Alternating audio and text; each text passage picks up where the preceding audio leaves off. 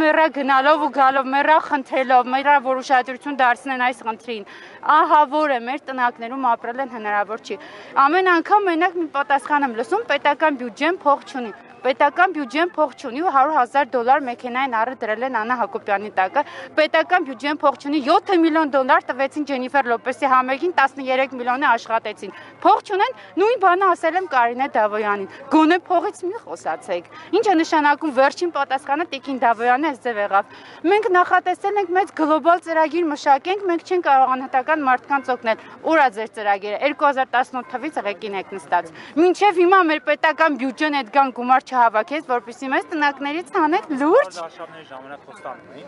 Ամեն ինչը խոստացել են, լսեք իր խոսքերը, ես ամեն ինչ կանեմ։ Ցավոք սրտի ես այո։ Սև գարենորը, որ ես հավատացա այդ մարդուն ու սև գարեն գրիչը, որով այդ գալեչկեն դրեց։ Ես ազնվաբորը ասում եմ։ Հիմա ես այնքան եմ փոշմանի, անգամ եղել է դեպք, որ ես դիմում եմ գրել, ասել եմ, որ չեղյալ համարեն իմ ընտրության պատասխանը։ Եթե ես իրավունք ունեի ընտրելու, ես նաև իրավունք ունեի չեղարկելու։ Բայց ինձ ասացին, որ դա անհնար է։ Ավելին ասեմ, ես նույնիսկ պատասխան չստացա։ Գրավոր դիմումին ես պատասխան չստացա։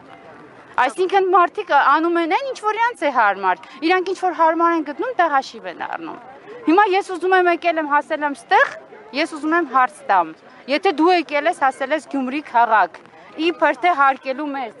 իբր հարկելու այդ զոհերին, էլի մի հատ մտածել ես այդ զոհերի ընտանիքները ինչ վիճակով են ապրում։ Ինչպես են իրանք ապրում։